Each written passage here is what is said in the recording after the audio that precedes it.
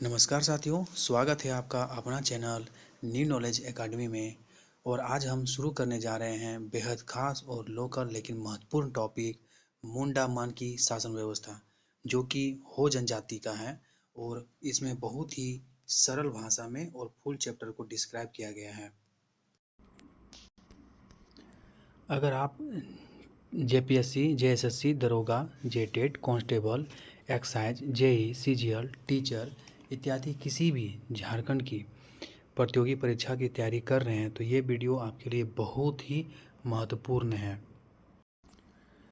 ये जो आज हम शुरू करने जा रहे हैं मुंडा मान की शासन व्यवस्था, ये आपका हो जनजाति का शासन व्यवस्था है। और सबसे पहले हम इसमें देखते हैं कि इसका झारखंड में मूलतः निवास स्थान कहाँ है और इसकी कितनी आबादी है। इसका हम देखते हैं तो निवास स्थान मूलतः 3 जिलों में ये बहुत बहुल संख्या में पाए जाते हैं। पहला पश्चिम सिंहभूम, दूसरा पूर्वी सिंहभूम और तीसरा सरायकेला खरसावां। ये कोल्हान प्रमंडल के 3 ऐसे ज़िले हैं जहां आपका हो जनजाति बहुत ही ज़्यादा संख्या में निवास करते हैं।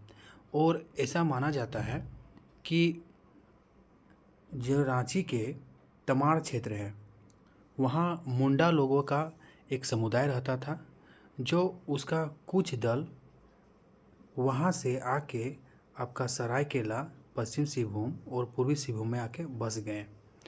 ये आपका हो समुदाय के लोगों के द्वारा ये बोला जाता है और कुछ विद्वानों के द्वारा। तो जो आपका सरायकेला खरसावां में, पश्चिम सिंहभूम में और पूर्वी सिंहभूम में जो आपका मुंडा समुदाय के जो दल आके यहाँ बसे हैं, वो अपने आप को यहाँ हो जनजाति कहा। अपने आप को क्या कहा?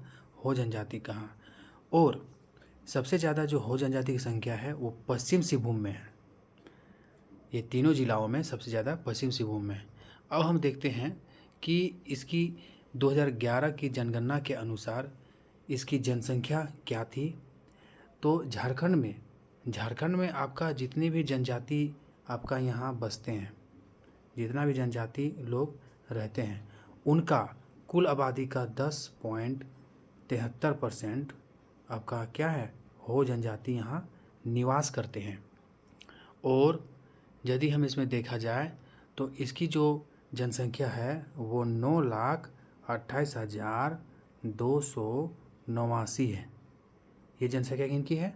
तो हो जनजाति की है। और ये झारखंड की जो जनजाति है उसमें सबसे चौथी बड़ी जनजाति है ना, आबादी के मामले में। जैसे आप पहला यदि देखिएगा तो पहला आपका संथाल है, दूसरा जो है वो उरांव है, तीसरा जो है वो मुंडा है और चौथा जो है आपका हो है। तो ये चौथी बड़ी जनजाति है झारखंड की। पहला जो है संथाल, दूसरा उरांव, तीसरा मुंडा और चौथी हो जनजाति। आप यहाँ देख सकते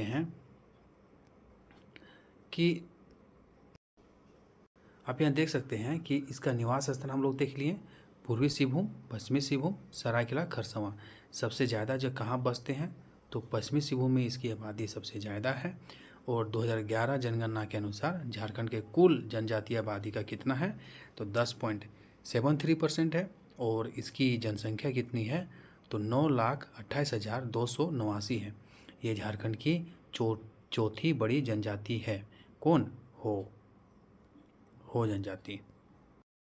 अब हम देखते हैं कि जो हो जनजाति है वो कौन से प्रजाति के अंतर्गत आता है। तो हो जनजाति आपका प्रोटो ऑस्ट्रेलिया जनजाति प्रजाति के अंतर्गत आता है। हम ये भी देखते हैं कि ये जो प्रोटो ऑस्ट्रेलिया प्रजाति है ये एक्चुअली है क्या, और प्रोटो ऑस्ट्रेलिया प्रजाति के अंदर ही आपका हो जनजाति आया क्यों। तो इसका जो प्रोटो ऑस्ट्रेलिया का जो संबंध है वो आपका ऑस्ट्रेलिया से है। ऑस्ट्रेलिया का जो मूल निवासी है, वहाँ के जो मूल निवासी है वहाँ का मूल आदिवासी है। जो मूल निवासी है वही वहाँ का मूल आदिवासी है। और उनकी जो शारीरिक विशेषताएं हैं झारखंड की जो हो जनजाति है, हो जनजाति के लोगों की जो शारीरिक विशेषताएं उसे आपस में बहुत ज़्यादा मेल खाती है। जैसे कि ऑस्ट्रेलिया का जो मूल आदिवासी है, ऐसा माना जाता है कि वहाँ 45,000 वर्ष पूर्व से वहाँ उन लोग रह रहे हैं। और उनकी जो शारीरिक विशेषताएं हैं, इनकी जो नाक होती है वो चौड़ी होती है, इनकी कद छोटी होती है, बाल काले होते हैं, रंग काले होते हैं, होंठ इसके मोटे होते हैं और आँख जो होते हैं, आँख काला या भूरा होता है। और यही जो इनकी विशेषताएं हैं शारीरिक विशेषताएं जो हैं, वही हमारे झारखंड का हो जनजाति की शारीरिक विशेषताएं हैं, जिस कारण इनकी जो प्रजाति है वो प्रोटो ऑस्ट्रेलॉइड में रखा गया है। तो हम देख लिए कि हो जनजाति जो है उसकी कौन सी प्रजाति है, तो प्रोटो ऑस्ट्रेलॉइड है। अब हम देखते हैं कि हो जनजाति की कौन सी भाषा है। तो हो जनजाति की हो नाम के ही भाषा है और उसका है हो। इसकी भाषा क्या है? हो। ये कौन सी भाषा परिवार में आती है? तो जो हो भाषा है वो ऑस्ट्रिक भाषा परिवार में आती है। ऑस्ट्रिक भाषा परिवार क्या है? ये भाषाओं का एक समूह है जिसमें बहुत सारे भाषा अलग अलग देशों में बोला जाता है। और ऑस्ट्रिक परिवार भाषा को दो भागों में बांटा गया है। पहला ऑस्ट्रो एशियाटिक, दूसरा ऑस्ट्रोनेशियन। ऑस्ट्रो एशियाटिक समूह जो है ये भारत और दक्षिण पूर्व एशिया के कुछ देशों में इसे बोला जाता है। जो ऑस्ट्रो एशियाटिक समूह के जो भाषा है, जो मुंडारी, संथाली, इसमें हो भी आते हैं, खड़िया जो झारखंड, उड़ीसा और बंगाल आदि में बोला जाता है। तो ये जो हो भाषा है वो कौन से भाषा परिवार का है? तो ऑस्ट्रिक भाषा परिवार का है। ये जो ऑस्ट्रिक भाषा परिवार का है उसी का एक समूह है, उसी का एक उपसमूह है। क्या है? Austro Asiatic. और उसी के अंदर वो भाषा आती है, ऑस्ट्रो एशियाटिक के अंदर भाषा आती है कौन सी? मुंडारी, संथाली, हो, खड़िया, है ना। हो, संथाली, मुंडारी, खड़िया, बिरहोर, असुरी, बेगा, भूमिज इत्यादि ऐसे जो भाषाएं हैं वो आपका ऑस्ट्रो एशियाटिक के अंदर आते हैं। और ऑस्ट्रो एशियाटिक किसका उपसमूह है? तो ऑस्ट्रिक भाषा परिवार का उपसमूह है। आप ये देख सकते हैं कि जो आपका हो, संथाली, मुंडारी, खड़िया, बिरहोर, असुरी, बेगा, भूमिज ये सब जो भाषाएं हैं उसे कोलेरियन भाषा परिवार का भी हम बोलते हैं। कहीं कहीं कोलेरियन भाषा परिवार भी लिखा मिलता है। कोलेरियन भाषा परिवार जो है ये मुंडा जनजाति परिवार का है और उसी से संबंधित है, मुंडा जनजाति परिवार से संबंधित है कोलेरियन। ठीक है। तो किसी बुक में आपको मिलेगा कि जो हो जनजाति का हो भाषा है वो ऑस्ट्रिक भाषा परिवार का है, या तो फिर कहीं के मिलेगा ऑस्ट्रो एशियाटिक। तो हम समझ गए ऑस्ट्रो एशियाटिक किसके अंदर उपसमूह आता है? तो ऑस्ट्रिक भाषा परिवार का उपसमूह है। और ऑस्ट्रो एशियाटिक के अंदर आपका हो, संथाली, मुंडारी, खड़िया, बिरहोर, असुरी, बेगा, भूमिज इत्यादि भाषाएं आते हैं। इसको कोलेरियन भाषा परिवार भी बोला जाता है।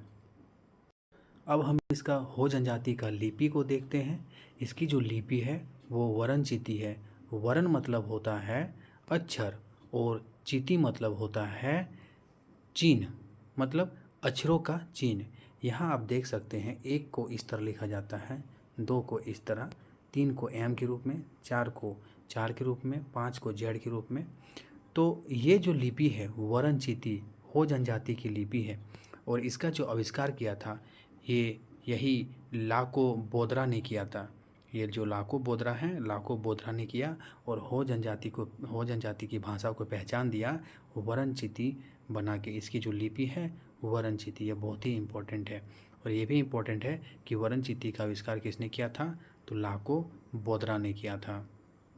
अब हम देखते हैं इसका धार्मिक विश्वास। तो हो जनजाति जो है वो किसकी पूजा करती है?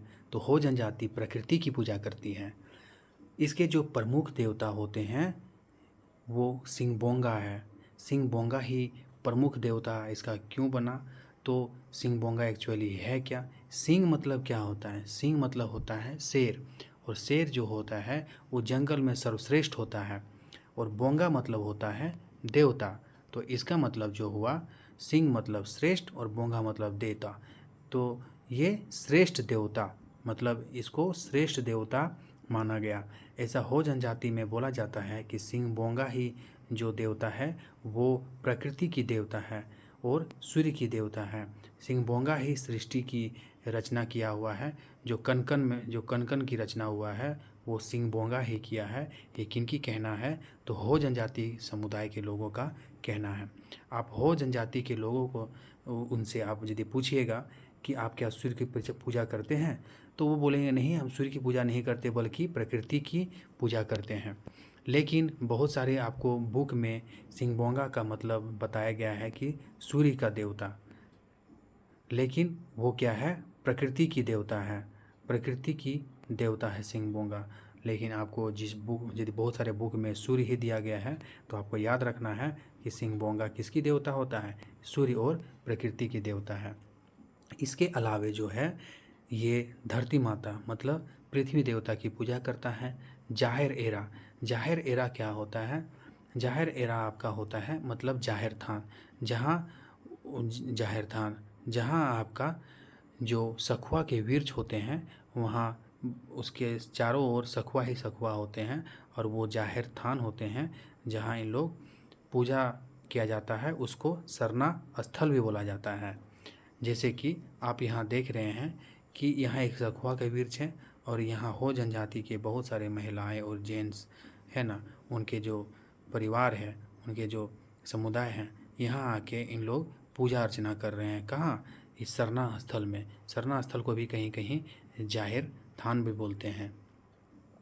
इनका जो देखते हैं मारंग बुरु, मारंग बुरु जो है वो पहाड़ देवता है, इनकी भी पूजा करता है। और सरना स्थल समझ गए, सरना स्थल वो होता है जहाँ इन लोग पूजा करते हैं। और ये जो सरना स्थल है ये गांव के किसी छोर में स्थित होता है। अब हम देखते हैं इनके त्यौहार। तो इनका जो त्यौहार है वो सबसे जो महत्वपूर्ण त्यौहार है वो माघे पर्व है। माघे पर्व मतलब कि ये माघ महीना में मनाया जाता है, जो कि ये माघे पर्व कहा जाता है। जब पूरी तरह से फसल कट जाती है तो इस पर्व को मनाया जाता है और ये बहुत ही प्रमुख पर्व है। जनवरी फरवरी में मनाया जाता है और इस पर्व को यह जो हो जनजाति के लोग हैं यह मानते हैं कि यह धर्म, संस्कृति और मानव उत्पत्ति का पर्व माना जाता है। किसके द्वारा? हो जनजाति के द्वारा।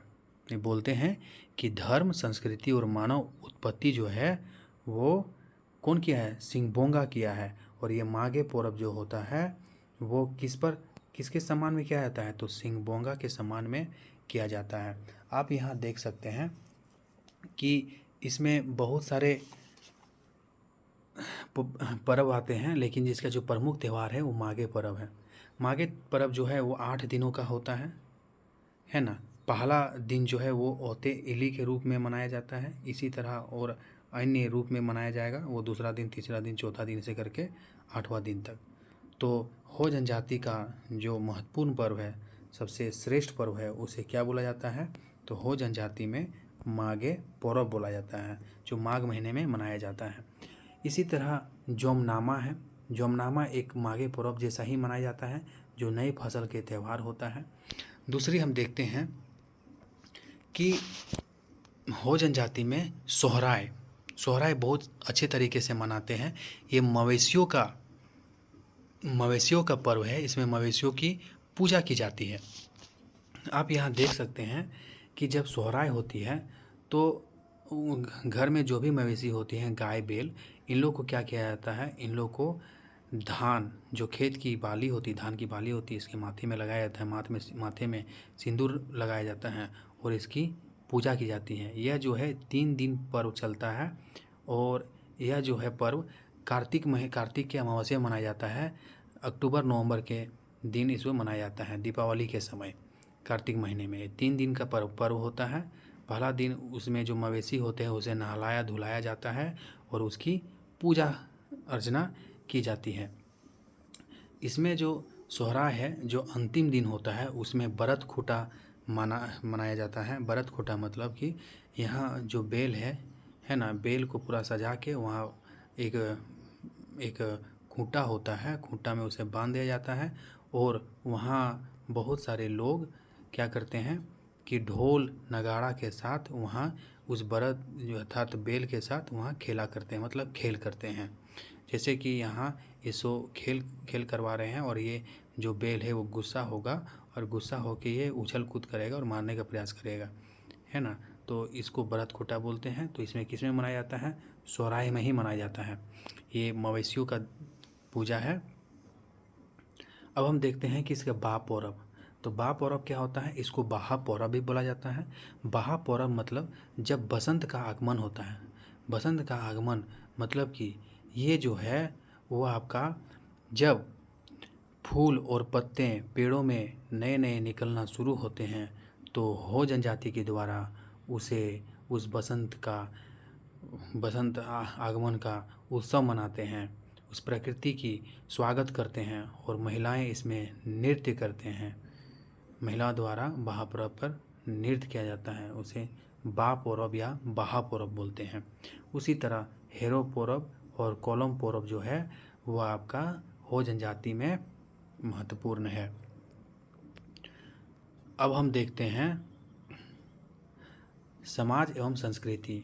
इनका समाज जो है वो पितृसत्तात्मक है। हो जनजाति का पहले जो था समाज वो मातृसत्तात्मक था, लेकिन अब जो है इसका पितृसत्तात्मक समाज हो चुका है। लेकिन पितृसत्तात्मक होने के बावजूद भी इनकी जो महिलाएं होती है वो भी आमदनी का कार्य करता है। जैसे कि वो घर का काम, खेती का काम, बाज़ार जाना, बाज़ार में अपने उत्पादों को बेचना, जैसे साग सब्जी, महुआ, दुतवन, है ना, सखुआ का पत्ता इत्यादि, इसमें क्या करते हैं लोग भी बेचते हैं। मतलब इसमें ये महिलाएं जो है वो घर में ना रहकर ये भी काम करती है और आमदनी की स्रोत बनती है। लेकिन इनका जो समाज है वो पितृसत्तात्मक समाज होता है।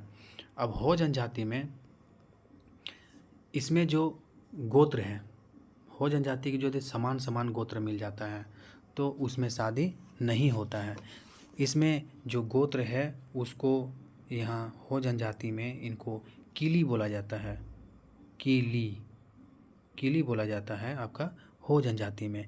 इसमें हो जनजाति में लगभग 46 गोत्र होते हैं और समान गोत्र एक दूसरे से शादी नहीं कर सकते हैं, जिसमें से कुछ गोत्र है पिंगुआ, सोरेन, सिंकू, बालमूचू, बोबोंगा, बड़ाय, गागराय, बागे, लुगुन, हेमरोम, जामुदा, बीरउली, बोचोपाई, हैसा आदि ऐसे प्रमुख गोत्र होते हैं जो कीली के नाम से 46 प्रसिद्ध है। किसका? हो जनजाति का। इसमें एक विवाह होता है जो आदि विवाह बोला जाता है और ये सर्वश्रेष्ठ माना जाता है। हो जनजाति में आदि विवाह को सर्वश्रेष्ठ माना जाता है। तो इसे सर्वश्रेष्ठ क्यों माना जाता है? क्योंकि जो वर होते हैं, मतलब जो वर पक्ष होते हैं जिनका शादी होने वाला है, वो क्या करते हैं, वो एक किसी परिचित व्यक्ति अगुआ बनाकर उसको क्या बनाता है? अगुआ बनाता है। उसके माध्यम से जो लड़की होती है लड़की के घर जाता है और विवाह का प्रस्ताव रखता है। तो ये जो सिलसिला होती है, इस तरह जो शादी होता है इसको आदि विवाह बोला जाता है और ये हो जनजाति में श्रेष्ठ माना जाता है। उसी तरह एक विवाह है जो हो जनजाति में बहुत ही इम्पोर्टेंट है और एग्ज़ाम की दृष्टि भी इम्पोर्टेंट है, औपोर्तिपी विवाह, जिसको अंडी विवाह बोलते हैं। इसमें क्या करता है, जो लड़का रहता है वो लड़की को अपहरण कर लेता है। अपहरण मतलब इसे लेके और भाग जाता है और भाग के दोनों शादी कर लेता है। तो इसको बोला जाता है औपोर्तिपी विवाह। ये परीक्षा की दृष्टि से बहुत ही इम्पोर्टेंट है। इसको अंडी विवाह बोलते हैं। किसमें? हो जनजाति में। इनके हम देखते हैं कि इनके युवा गृह, जो युवा गृह है, युवा गृह को इसमें क्या बोला जाता है? तो गीतियोरा बोला जाता है या तो फिर गोतियारा बोला जाता है। गीतियोरा जो है वो मुंडा जनजाति में भी बोला जाता है और हो जनजाति में भी गीतियोरा या फिर गोतियारा बोला जाता है। अब हम देखते हैं इनकी मुंडा मान की शासन व्यवस्था। अभी तक हम लोग को उनका चर्चा कर लिए कि क्या है नहीं है, इसमें क्या गोत्र होता है, इसकी सामाजिक कैसा होता है, इसकी धार्मिक क्या होता है, इसका पर्व क्या होता है। अब हम इनकी शासन व्यवस्था को देखते हैं। तो ऐसा ये जो हो जनजाति की जो शासन व्यवस्था है वो भारत की प्रथम गणतांत्रिक शासन व्यवस्था है। क्यों? क्योंकि जब ब्रिटिश शासन इस झारखंड में था उस समय भी हो जनजाति जो थे वो उनकी शासन व्यवस्था उस समय लागू थी। उस समय भी शासन व्यवस्था इनका चलता आ रहा था और इसकी जो मंजूरी है वो अधिकारी थॉमस विल्किंसन द्वारा मंजूरी दिया गया था। और ये मुंडा मान की शासन व्यवस्था उस दौरान भी, ब्रिटिश शासन के दौरान भी लागू था, जारी था। ठीक है, इसलिए इसको हम भारत की प्रथम गणतांत्रिक शासन व्यवस्था बोला जाता है। ये क्वेश्चन की दृष्टि, ये आपका एग्जाम की दृष्टि से बहुत ही इम्पोर्टेंट है कि भारत की प्रथम गणतांत्रिक शासन व्यवस्था जनजातियों का कौन सा है। तो मुंडा मान की शासन व्यवस्था जो हो जनजाति का है बहुत ही इम्पोर्टेंट है। अब हम इसके देखते हैं पंचायती संरचना कैसी है। तो इसकी जो पंचायती संरचना है वो इनके 3 स्तर होते हैं। पहला जो होता है वो ग्राम स्तर, दूसरा जो होता है वो अंतर्ग्राम स्तर और तीसरा जो होता है जनजातीय समुदाय के स्तर पर। ग्राम स्तर में ग्राम पंचायत होते हैं और अंतर्ग्राम स्तर पर इसमें क्या होते हैं 15 गांव या 15 से ज़्यादा गांव और 20 गांव तक, मतलब 15 से 20 गांव को यदि मिलाते हैं तो एक पीढ़ का निर्माण करता है। हम मुंडा जनजाति में देखे थे पिछले वीडियो में कि वहाँ 12 से 20 गांवों को मिलाकर एक पड़हा पंचायत का निर्माण करता है। तो यहाँ क्या होता है, यहाँ आपका 15 से 20 गांव मिलाकर एक पीढ़ पंचायत का निर्माण करता है, मतलब पीढ़ का निर्माण करता है। उसी तरह हम यदि देखते हैं जनजातीय समुदाय के स्तर पर, तो यदि हम 3 पीढ़ को मिलाएंगे, यदि 3 पीढ़ को मिलाते हैं तो वहाँ 3 पीढ़ों की समिति का निर्माण करता है। क्या करता है? यदि 3 पीढ़ को मिलाते हैं तो 3 पीढ़ों की समिति का निर्माण करता है और उसको हम लोग 3 मानकी भी कहते हैं। पीढ़ का जो प्रधान होता है वो मानकी होता है, इस कारण उसको यदि 3 पीढ़ को हम लोग मिलाते हैं जनजातीय समुदाय के स्तर पर तो उसे 3 मानकी भी कहते हैं या 3 पीढ़ समिति भी कहते हैं। अब हम देखते हैं ये ग्राम पंचायत, जो ग्राम पंचायत है उसका। तो ग्राम पंचायत का जो प्रधान होता है, मतलब जो गांव का प्रधान होता है वो मुंडा होता है। हम वहाँ देखे थे मुंडा शासन व्यवस्था में देखे थे कि गांव का प्रधान जो है वो हाथू मुंडा होता है, लेकिन यहाँ गांव का जो प्रधान है यहाँ मुंडा होता है। इसका कार्य क्या है? तो इसका कार्य है प्रशासनिक न्याय करना और कर अर्थात लगान का वसूल करना। तो गांव में जो कर का वसूल करता है ना, और प्रशासनिक कार्य करता है और न्याय करता है, तो वो कौन करेगा? गांव का प्रधान करेगा। कौन? मुंडा। हाँ, एक्चुअली ये है कि ये जो कर का वसूली करता है तो गांव में एक राजस्व अधिकारी होता है जिसको हम लोग तहसीलदार बोलते हैं। हो जनजाति के ग्राम पंचायत में एक राजस्व अधिकारी होता है, गांव का ही वो जो होता है तहसीलदार। उसी के माध्यम से क्या करता है, उसी के सहयोग से मुंडा क्या करता है? कर को वसूलता है। और ये जो कर को वसूलता है वो कहाँ जमा करता है? वो जो पीढ़ के जो मानकी है उसके पास वो क्या करते हैं? जमा कर देता है। कौन? तहसीलदार के माध्यम से। कौन? मुंडा। अब हम देखते हैं कि इसमें डाकुआ कौन होता है। तो डाकुआ जो होता है वो गांव का प्रधान मुंडा का सहयोगी होता है। कौन होता है? मुंडा का सहयोगी होता है। अर्थात मुंडा जो कुछ भी आदेश देता है वो गांव के हर लोगों तक पहुंचाने का काम कौन करता है? तो वो डाकुआ करता है। कौन करता है? डाकुआ करता है। और कुछ भी सूचना रहे तो गांव तक पहुंचाने का काम डाकुआ करेगा। दूसरी बात हम ये देखते हैं कि मुंडा शासन व्यवस्था में वहाँ गांव तक जो हाथू मुंडा का आदेश रहता था पहुंचाने का काम कौन करता था? वहाँ महतो करता था। और यहाँ कौन करता है? तो यहाँ आपका करता है डकुआ करता है। अब हम देखते हैं, और यदि गांव का प्रधान मुंडा यदि एक पंचायत का मतलब कि यदि बैठक बुलाता है तो उसकी जो जानकारी है वो भी किसको देना पड़ता है? डकुआ जो है लोगों को देना पड़ता है। मतलब ये एक मैसेंजर का काम करता है। कौन? डाकुआ। अब हम देखते हैं कि ड्यूरी कौन होता है। तो ड्यूरी जो होते हैं वो गांव का धार्मिक प्रधान होता है। कौन होता है? गांव का धार्मिक प्रधान। कौन? ड्यूरी। ड्यूरी जो होता है वो गांव का धार्मिक प्रधान होता है। इसका कार्य क्या होता है? तो जैसे कोई मुख्य जो पर्व त्यौहार होता है, या तो फिर पूजा पाठ होता है, या तो फिर शादी विवाह होता है, या तो फिर जो बड़े बड़े धार्मिक अनुष्ठान होते हैं उसको संपन्न कराने का कार्य कौन करता है? ड्यूरी कराता है। और यदि ऐसा भी होता है, यदि धार्मिक अपराध से कोई आरोपित व्यक्ति है तो उसको दंड तय करता है कौन? ड्यूरी करता है। ठीक है। और उस आरोपित व्यक्ति को जो दंड तय करता है उस समय यात्रा ड्यूरी भी उसमें मौजूद रहता है। यात्रा ड्यूरी कौन होता है? ये भी ड्यूरी का एक सहायक है जो छोटे मोटे पूजा पाठ अनुष्ठान संपन्न करवाता है।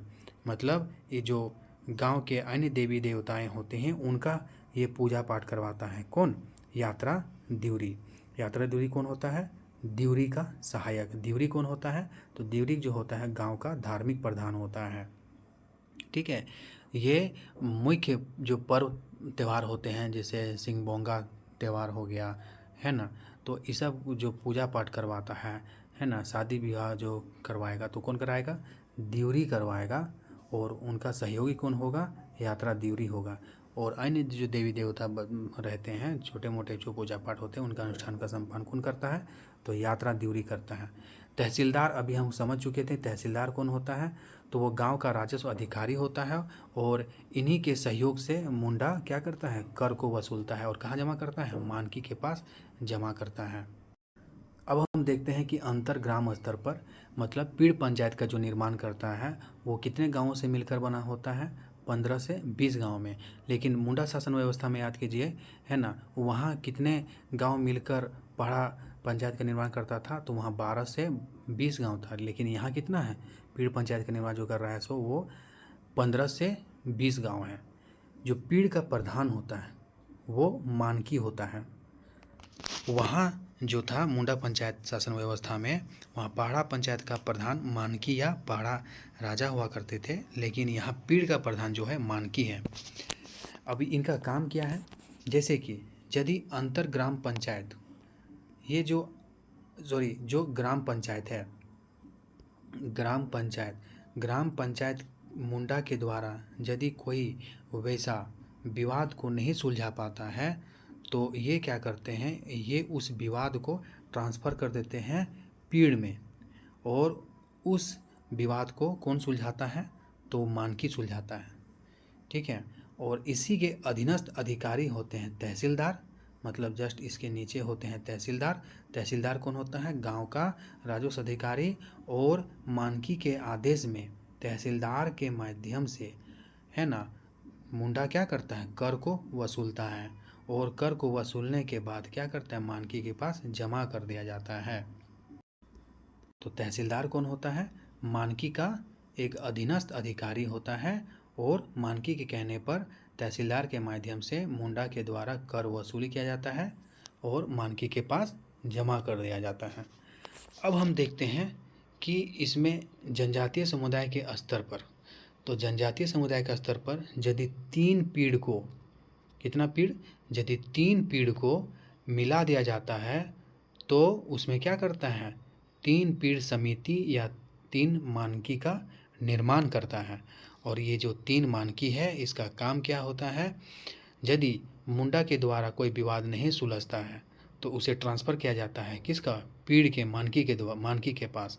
और यदि वहाँ भी वो मुद्दा वो जो विवाद नहीं सुलझता है तो उस विवाद को ट्रांसफ़र कहाँ कर दिया जाता है, 3 पीढ़ की समिति के पास, अर्थात 3 मानकी के पास। 3 मानकी की एक समिति होती है।